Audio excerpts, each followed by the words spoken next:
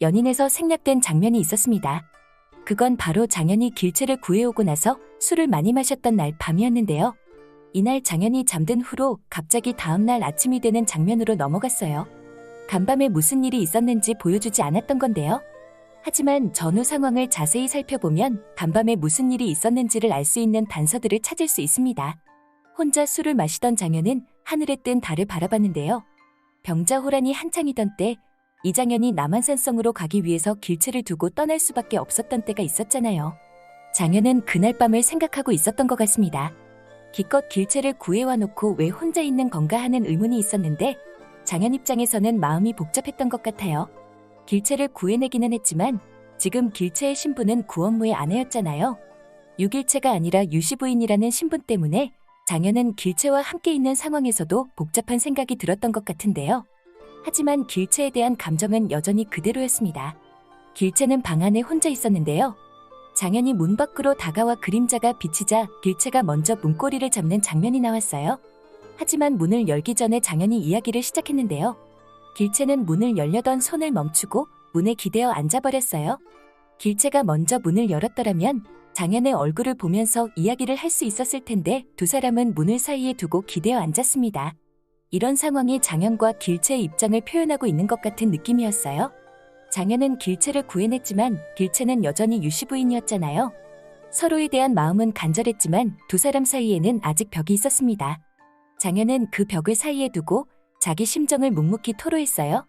어디서부터 잘못됐는지 모르겠다. 그때 길채를 두고 남한산성으로 떠난 것과 길채를 한양에 두고 심양으로 떠난 것이 후회된다는 이야기를 했는데요.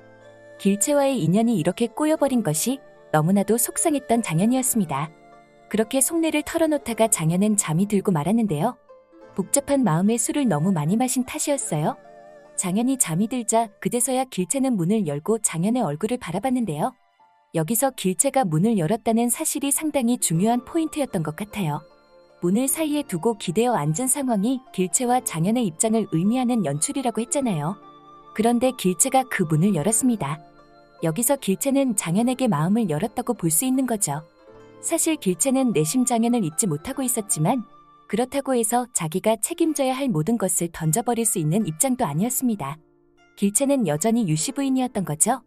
그런데 이제 길채가 문을 열면서 장현에게 마음을 열었다는 것을 의미하는 장면이 나온 건데요. 다음 날 아침의 모습을 보면 길채가 이미 문 밖으로 나와서 장현 곁에 앉아있는 것을 확인할 수 있습니다. 길채는 이미 마음을 열었고 이제 앞으로는 장현 곁에 있을 거라는 미래를 암시하는 장면이란 생각이 드는데요. 장현이 잠들자 장현한테 옷을 덮어주고 장현이 마실 물도 미리 준비해놓은 길채였어요.